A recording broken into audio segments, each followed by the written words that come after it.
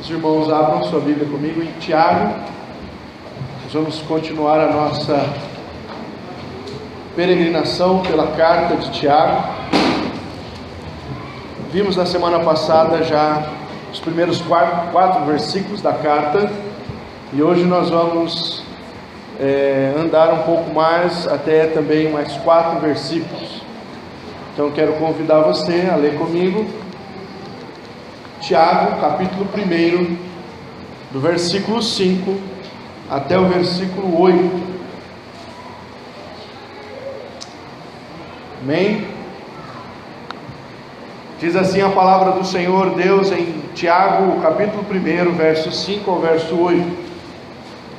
Se algum de vocês tem falta de sabedoria, peça a Deus, que a todos dá livremente, de boa vontade, e lhe será concedido. Peça, porém, com fé, sem duvidar, pois aquele que duvida é semelhante à onda do mar, levada e agitada pelo vento. Não pense tal pessoa que receberá coisa alguma do Senhor, pois tem mente duvidosa, dividida, e é instável em tudo o que faz. Amém. Senhor, mais uma vez, diante da Tua palavra nesta noite, nós clamamos a Ti, que nos dê entendimento da mesma, que sejamos edificados, ó Deus, e que o nosso coração esteja preparado para ouvir a Tua voz, que nós também estejamos preparados para obedecer aquilo que o Senhor tem para nós. Assim, ó Deus, oramos nesta noite, em nome de Jesus. Amém. Quero continuar então falando com vocês na carta de Tiago, no mesmo assunto que nós vimos a semana passada. Então eu trago o tema hoje, ainda em busca da maturidade. Tiago estava falando a semana passada, quando vemos do versículo 2 até o versículo 4, que Deus nos molda por meio da provação. E a provação vem à nossa vida porque tem um objetivo claro. É Deus que está de alguma maneira fazendo alguma coisa em nós, que muitas vezes no momento da provação nós ainda não sabemos o que é, mas Deus em sua santa sabedoria sabe. A provação então, na verdade, é um formão de Deus talhando a nossa madeira, para que nós possamos ser uma obra de arte e glorificar então o seu santo e maravilhoso nome. A provação da nossa fé vai gerar em nós a esperança, e a esperança da nossa fé, como diz aí a palavra, vai gerar em nós crentes maduros e íntegros. Agora, dentro desse conceito de maturidade, o nosso irmão Tiago continua falando que algumas coisas precisam ser acrescidas para que nós nos tornemos cristãos maduros e demos então frutos para a glória de Deus. E o que nós mais precisamos então, segundo o nosso irmão Tiago, para que sejamos maduros? Vale lembrar que Tiago está escrevendo para um grupo de cristãos que está fugindo por causa da perseguição. Tiago não está escrevendo para uma igreja que vive bonança. Tiago está escrevendo para pessoas que estão correndo perigo. E por causa de correr perigo, muitas vezes elas estão se perguntando por que aquilo está acontecendo na vida delas. O que Deus quer? Por que Deus permitiu? Então a resposta de Tiago é: Deus quer levar vocês cristãos a serem cristãos maduros, como vimos a semana passada em Romanos capítulo 8, versículo 28 e 29, a boa vontade de Deus para nós, tudo coopera para o bem, para que nós sejamos semelhantes à imagem do seu Filho Jesus. Deus está criando em nós a imagem do nosso Senhor Jesus Cristo. O objetivo de Deus é apresentar cada um de nós como noiva ataviada naquele dia, sem mácula, nem ruga, porém santa e sem defeito. Então, irmão, você está passando por um processo, e esse processo às vezes é doloroso, e Deus é o Senhor desse processo, e Ele quer que você seja um cristão maduro, que vai glorificar, que vai exaltar o nome dEle, e que vai ganhar outros para o reino de Deus. Amém? Dito isso, o apóstolo Tiago aqui então vai dizer para nós mais 3 coisas que nós precisamos buscar para que nós possamos nos tornar cristãos maduros. A primeira está no versículo 5. Se algum de vós precisa de sabedoria, ou se algum de vocês tem falta de sabedoria, ou se algum de vocês quer sabedoria, peça a Deus. Talvez é uma pergunta assim um tanto quanto boba que eu vou fazer, mas você quer ser mais sábio do que você é hoje ou não? Quer aumentar em sabedoria? Esses dias eu coloquei lá no Facebook, que eu gostaria de ter menos idade e mais sabedoria. É impossível, não dá. Quanto mais idade vamos tendo, mais Deus vai acrescentando a sabedoria. Mas se pudesse, eu gostaria, Bati aí na trave dos 40 e eu estava querendo voltar um pouco. Quem sabe aí, ficar mais uns 10 anos nos 30, seria uma boa para mim. O que você quer de sabedoria na sua vida? Tiago tem como algo importante então para os cristãos, obter sabedoria. Se você pudesse fazer um pedido para Deus, o que você pediria? Talvez a maioria de nós, se tivéssemos um único pedido para fazer para Deus, pediríamos um monte de outras coisas e não pensaríamos em pedir sabedoria. Tiago era líder da igreja de Jerusalém, e como líder da igreja de Jerusalém, ele sabia o quanto era importante ser sábio, e ele mostrou a sua sabedoria para nós. Está lá em Atos capítulo 5, no versículo 13 até o versículo 20. Atos 15 mesmo, perdão. Quando os irmãos se juntam ali em Atos capítulo 15, há um grande problema na igreja. A igreja está dividida. Até então a igreja era formada por judeus, e a partir daquele momento alguns gentios estavam se convertendo, e houve um grande problema na igreja. Como é que a gente vai receber esses gentios? Então o apóstolo Paulo sobe a Jerusalém, e em Jerusalém acontece o primeiro concílio, e houve então discussão para cá, discussão para lá, e o apóstolo Paulo dá um testemunho daquilo que Deus estava fazendo através dele, nas regiões e nas pessoas que eram gentias. E depois do apóstolo Paulo contar tudo o que Deus estava fazendo, como Deus estava convertendo os gentios, o apóstolo Tiago pede a palavra, e ele diz assim, Atos capítulo 15, versículo 13 em diante. Quando terminaram de falar, Tiago tomou a palavra e disse: irmãos, ouçam-me. Simão nos expôs como Deus no princípio voltou-se para os gentios, a fim de reunir dentre as nações um povo para o seu nome. Concordam com isso as palavras dos profetas, conforme está escrito: depois disso voltarei e reconstruirei a tenda caída de Davi, reedificarei as suas ruínas e a restaurarei, para que o restante dos homens busque o Senhor, e todos os gentios sobre os quais tem sido invocado o meu nome, diz o Senhor, que faz estas coisas conhecidas desde os tempos antigos. Portanto, julgo que não devemos pôr dificuldades aos gentios que estão se convertendo a Deus. Ao contrário, devemos escrever a eles, dizendo-lhes que se abstenham de comida contaminada pelos ídolos, da imoralidade sexual, da carne de animais estrangulados e do sangue, pois desde os tempos antigos Moisés é pregado em todas as cidades, sendo lido na sinagoga todos os sábados. O que Tiago quer dizer com isso? Ele pega um texto do Antigo Testamento e diz: olha, nós estamos falando aqui as coisas, mas Deus já está falando para nós que isso iria acontecer. Os gentios chegariam até o reino dos céus, e porque os gentios estão chegando, eu acho que a igreja deve aceitá-los desta maneira. Tiago foi sábio, Tiago foi preciso, e com a sua palavra acabou-se a discussão, e houve então a realização dos gentios vindo para a igreja. Queridos, a Bíblia é um livro que exalta a sabedoria. Veja o exemplo do nosso irmão Salomão, o rei Salomão. O rei Salomão escreveu sobre a sabedoria, mas antes de escrever sobre a sabedoria, ele pediu para Deus para ser sábio. Depois você pode ler em casa, mas está lá em 1 Reis, capítulo 3, do versículo 5 ao 14. Salomão é um rei novo, e como um rei novo, ele não sabe o que fazer, ele está perdido.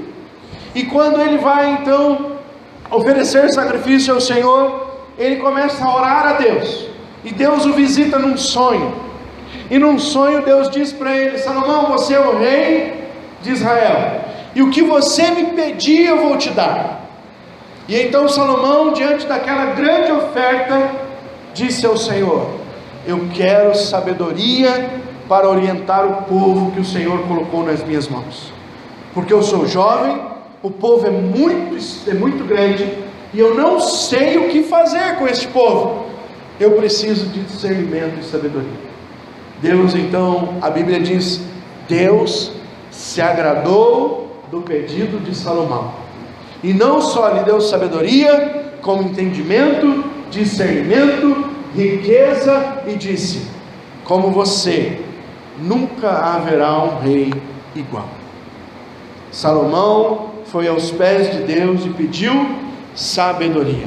É por isso que lá em Provérbios capítulo 3, no versículo 13 e no versículo 14, livro do sábio Salomão, ele diz assim a respeito da sabedoria: como é feliz o homem que acha a sabedoria, o homem que obtém entendimento, pois a sabedoria é mais proveitosa do que a prata, e rende mais que o ouro, é mais preciosa do que rubis, nada do que você possa desejar se compara a ela.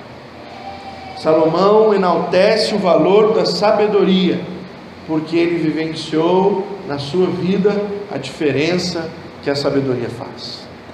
Queridos, nós precisamos de sabedoria para lidar com todas as áreas da nossa vida. Em todos os momentos da sua vida, você precisa de sabedoria. Pais precisam de sabedoria para criar os filhos precisam de sabedoria para crescer, os líderes precisam de sabedoria para liderar as pessoas, os liderados precisam de sabedoria para saberem ser liderados. Em qualquer área da sua vida você precisa de sabedoria. O marido precisa de sabedoria para lidar com a esposa de sabedoria para lidar com o marido. Um pastor precisa de sabedoria para lidar com os seus membros. Os membros da igreja precisam de sabedoria para lidar uns com os outros.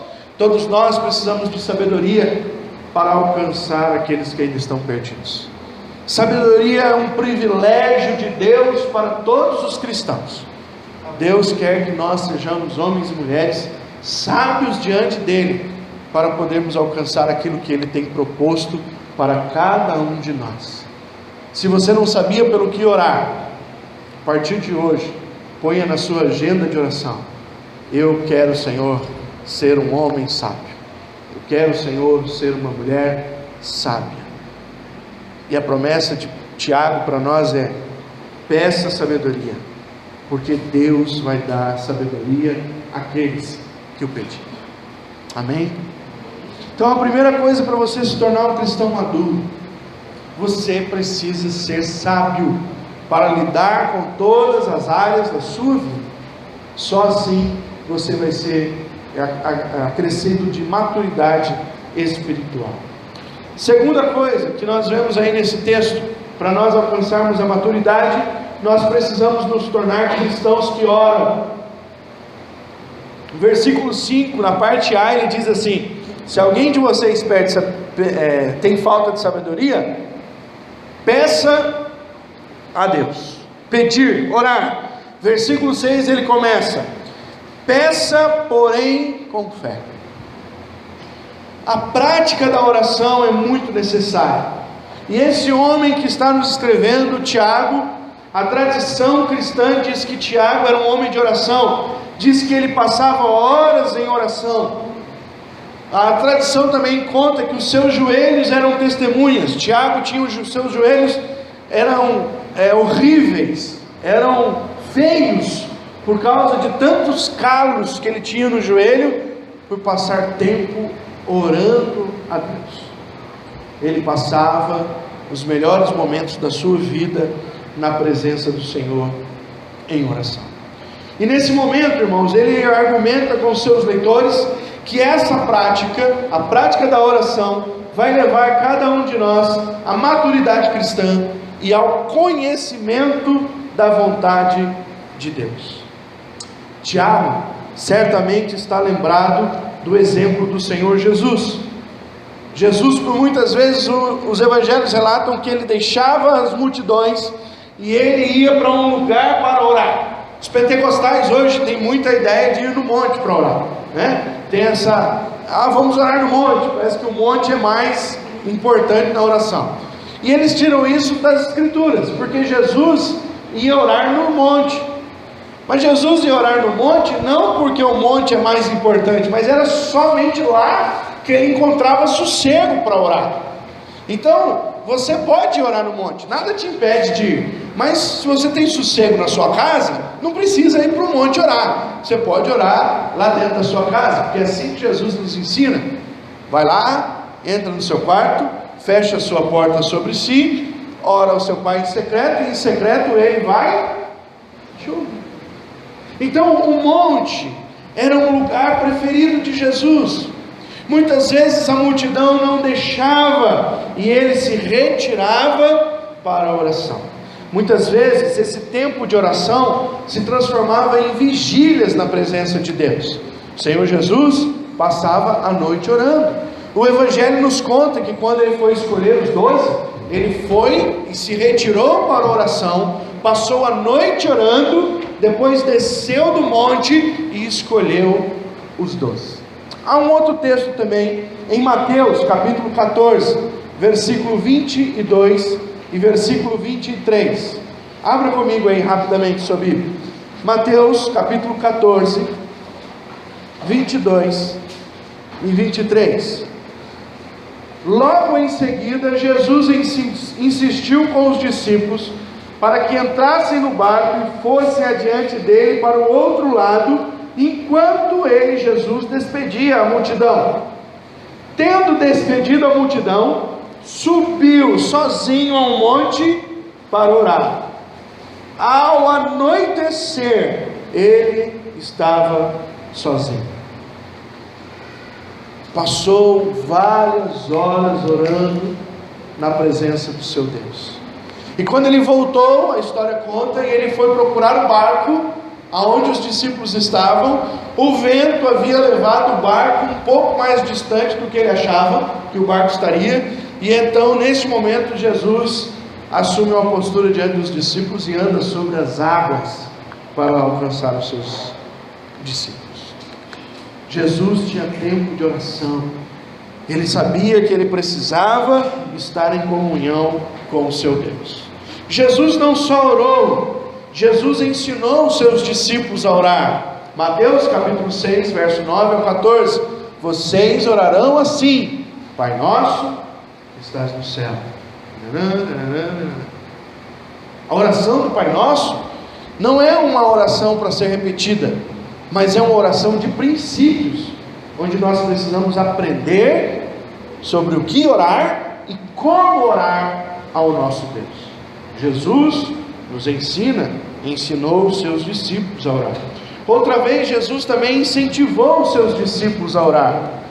Em Mateus capítulo 7, versículo 7, Jesus usa uma expressão ali, e ele fala aos seus discípulos: peçam e lhes será dado, busquem e encontrarão, batam e a porta lhes será aberta. Pois todo o que pede recebe, o que busca encontra, e aquele que bate, a porta lhe será aberta. E ele continua: quem de vocês, se o seu filho te pedir pão, lhe dará um escorpião? Ora, se vocês que são maus sabem dar boas coisas aos vossos filhos, imaginem o vosso Deus que está no céu. Jesus nos incentiva a orar. Ele não só incentivou os discípulos a orar, como também os levou para orar. Em Mateus capítulo 26, versículo 36 ao 40, quando ele vai orar no Getsêmani, ele carrega consigo os discípulos, deixa um pouco na parte baixa do monte, leva 3 deles à parte alta do monte e diz: a minha alma está profundamente triste, orem comigo por um momento. E então Pedro, Tiago e João, que não estão no barquinho nesse momento, eles dormem porque acharam uma pedra muito confortável. Jesus volta e diz: vocês não podem orar e vigiar comigo nem sequer uma hora? Orem e vigiem, porque o espírito está pronto, mas a carne é fraca. Jesus ensinou, incentivou, levou os discípulos a orar. Tiago está dizendo para nós: para alcançar a maturidade, precisamos ser homens e mulheres de oração. A Bíblia está cheia de chamados à oração. Inclusive, o apóstolo Paulo, quando diz para nós: orai sem cessar. Precisamos, irmãos, não ignorar o chamado de Deus nas nossas vidas de oração. Precisamos ter comunhão com o Senhor. Só através da oração nós estaremos mais próximos do conhecimento de Deus e de uma vida de maturidade que vai glorificar o nosso Senhor Jesus Cristo. E por último, Tiago ensina que nós precisamos ter fé. Como assim, pastor? Eu já tenho fé. Versículo 6: peça, porém, com fé, sem duvidar, pois aquele que duvida é semelhante à onda do mar, levada e agitada pelo vento. Não pense tal pessoa que receberá coisa alguma do Senhor, pois tem mente dividida e é instável em tudo o que faz. Fé. A oração deve ter um único ingrediente: fé. O que é fé? A Bíblia vai nos dizer que sem fé é impossível agradar a Deus. Está lá em Hebreus capítulo 11, versículo 6. E a gente sabe a primeira parte de cor: sem fé é impossível agradar a Deus. Por quê? O texto continua: pois aqueles que chegam a Ele devem crer que Ele é galardoador, abençoador, aquele que responde e que pode dar as coisas àquele que busca. Queridos, infelizmente muitas vezes nós chegamos diante de Deus na oração sem um princípio fundamental, que é fé. Algumas vezes nós oramos para ter desencargo de consciência. Outras vezes nós oramos porque faz parte da nossa religiosidade. Em alguns momentos a nossa oração ela é tão pobre que nem o nosso coração está nela. Quantas vezes você já teve que lutar contra os seus pensamentos para se manter fiel ao seu momento de oração? Você está orando e está pensando na morte do bezerro. Está orando, está pensando o que vai fazer amanhã. Está orando e já está pensando como você vai resolver o problema que você está apresentando diante de Deus. Nós muitas vezes entramos no quarto e oramos, mas nós não entregamos nada para Deus. Nós saímos com um pacote de novo nas nossas mãos. E somos bobos ao pensar que nós podemos solucionar os nossos problemas. Isso faz parte da nossa incredulidade. Tiago aproveita esse momento para falar de fé, e ele repreende alguns homens. Ele vai dizer aqui: ora, vocês não podem ser como estes, que duvidam, ou que têm a mente dividida. Por quê? A ideia que o texto quer dizer é que algumas pessoas chegam diante de Deus com o coração dobrado, ou com o coração pela metade. Não há uma confiança total em Deus. Nós até falamos, mas nós não cremos que Ele vai nos responder. Nós até falamos, mas nós não cremos que Ele pode e vai agir naquilo. Nós até falamos com Deus, mas nós não esperamos nenhuma resposta. Certa vez eu fiz uma dinâmica na nossa vigília de uma sexta-feira, acho que foi o ano passado ou ano retrasado. Eu falei para os irmãos: nós vamos ter um momento de oração a sós aqui na nossa vigília, e você vai orar por 5 minutos. Depois você vai ficar 5 minutos em silêncio diante de Deus, mas sem dormir. Tente ouvir o que Deus vai trazer ao teu coração. Muitas vezes, irmãos, a nossa oração é que nem oração de comida, né? Você vai orar para almoçar, Senhor abençoe esse alimento, essa carne, está uma delícia. A gente já vai orando e agindo, e pegando, e tomando a frente, e querendo fazer as coisas,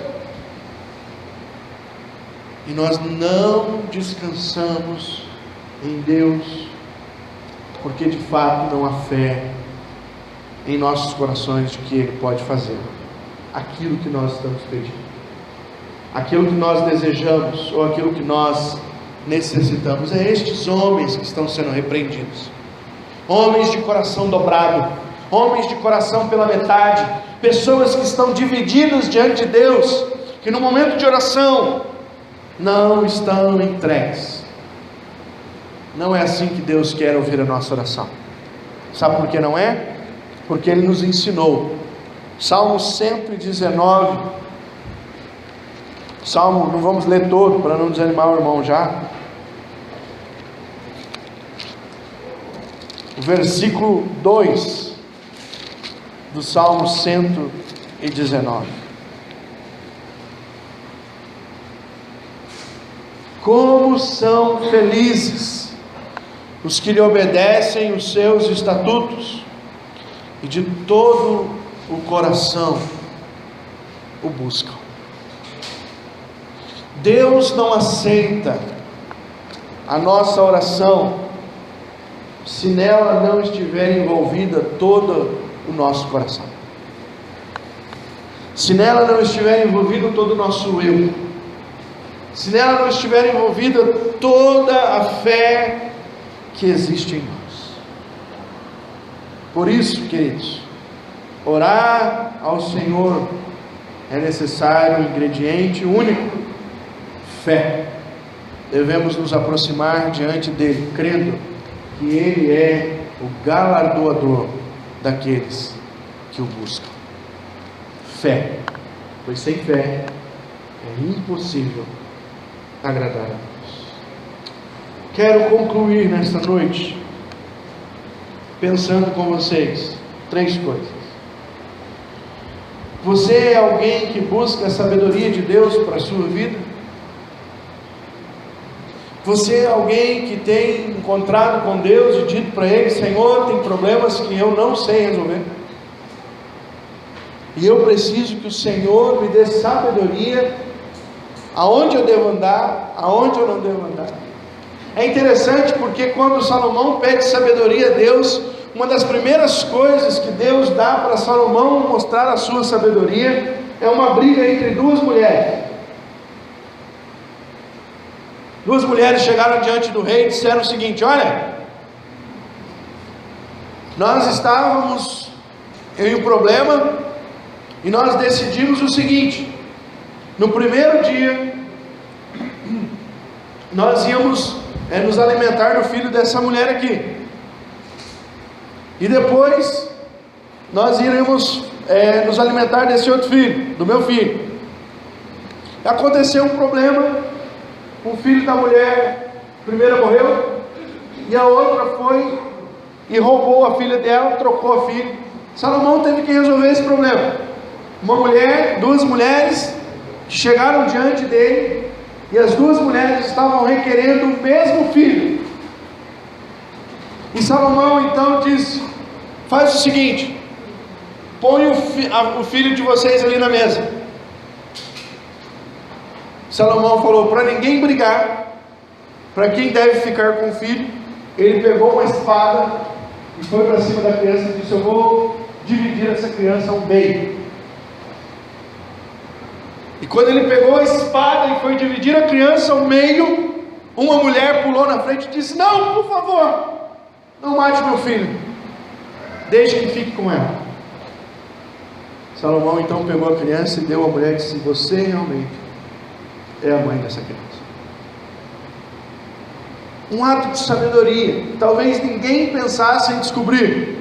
Muitos talvez iriam sentar e ouvir: fala aí de novo, fala como é que foi, fala como a criança morreu, como é que ela roubou a outra sua, vamos tentar resolver. E Salomão resolveu tudo nesse momento. Um homem sábio, cheio do Espírito Santo, sabedoria de Deus. Como é que você tem lidado com as suas dificuldades? A quem você tem buscado sabedoria ou soluções? Eu fico falando, irmãos, e tenho pegado no pé que tem muito crente que vai com os livros de autoajuda. Vamos ver o que aquele escritor de autoajuda tem para falar a respeito disso. Se bobear, tem crente lendo até livro espírita, para ver se tem alguma mensagem do outro mundo. Enquanto Deus quer que você busque sabedoria. Já falei aqui para vocês, vou falar de novo. Leia Provérbios. Busque a sabedoria no lugar que você pode encontrar. A palavra de Deus é um livro de muita sabedoria. Aonde você tem buscado sabedoria? Em Deus? Segunda coisa, você tem se identificado com Deus por meio da oração? Você tem tido tempo de oração? Esse tempo é prioritário na sua vida? Você realmente se conduz para a presença do nosso Deus? Queridos, é preciso mudar algumas práticas em sua vida para que a oração possa fazer parte dela. Ninguém começa a orar 1 hora de joelho, ninguém passa uma vigília orando de joelho da noite para o dia. Se começa com 5 minutos, com 10, 15, aumenta para 20, para 30, daqui a pouco você vai gostar tanto de orar, irmão, que você vai vir até na vigília de oração que tem nessa igreja aqui, sexta-feira agora. É impressionante quando a gente começa a orar, a gente começa a gostar e até participa da vigília. Aí o pastor não fica mais com 2, 3 irmãos aqui orando, vem bastante aí. Como é que é a prática de oração? É preciso mudar algumas coisas para que a oração possa fazer parte do seu calendário, do seu momento do dia. Não se esqueça, algumas coisas só podem ser resolvidas através da oração. Nós falamos aqui para nossa irmã Liette, a primeira coisa que nós devemos fazer por ela é orar, é clamar a Deus pela sua vida, pelo projeto dela, pelo ministério e pelo país que ela deseja. Ore pelas suas causas, ore pelas causas uns dos outros. A Bíblia está cheia de mandamento para que nós devemos levar as cargas uns dos outros. É tão bom, irmãos, quando a gente pode ouvir um irmão e orar junto com ele e repartir aquilo que ele está sentindo e colocar diante daquele que pode fazer infinitamente mais do que pedimos ou pensamos. Terceiro e último, você realmente tem fé em Deus? Consegue crer nele em todo o tempo, sem duvidar em nenhum momento, ainda que haja evidências e ou circunstâncias que não levem você a crer? Há uma frase que diz: quando a fé é menos provável, então é que ela é necessária. Fé é inexplicável, meu irmão. Fé mexe com as coisas que a gente não entende. Fé nos conduz a ver coisas que são impossíveis. Os impossíveis de Deus são feitos e realizados muitas vezes por causa da nossa fé. Jesus nos incentiva a fé. Ele diz aos seus discípulos: olha, se alguém tiver fé do tamanho de um grão de mostarda, dirá a este monte: lança-te daqui para colar, e isto vai acontecer.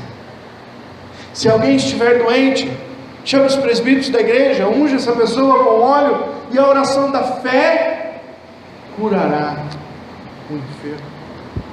Fé. Nós precisamos crer que Deus faz muito mais do que aquilo que nós pensamos que Ele faz. Ele é poderoso, Ele faz infinitamente mais. Por isso que a Bíblia diz para nós que Ele é o mesmo ontem, hoje e o será para sempre. Se Deus tiver um projeto para você chegar em uma cidade e tiver um mar na sua frente, Ele pode abrir o mar para você. Eu não tenho dúvida alguma de que Ele ainda pode fazer isso. Tenha fé. Busque crescer na fé. Muitas vezes a nossa fé vai ser questionada, a nossa fé vai ser zombada, a nossa fé vai ser desacreditada. A pergunta é: como nós vamos lidar com isso? E ainda quando Deus não te livrar, ainda ali é necessário você ter fé. Fé é confiar em Deus acima de toda e qualquer circunstância. Amém? Tiago está nos ajudando a nos tornarmos cristãos maduros para a glória de Deus. E hoje a sua palavra, a palavra de Deus, nos ensina que você precisa de sabedoria, de orar e de ter fé. De todas as maneiras, nunca titubear a sua fé diante de Deus. Vamos orar?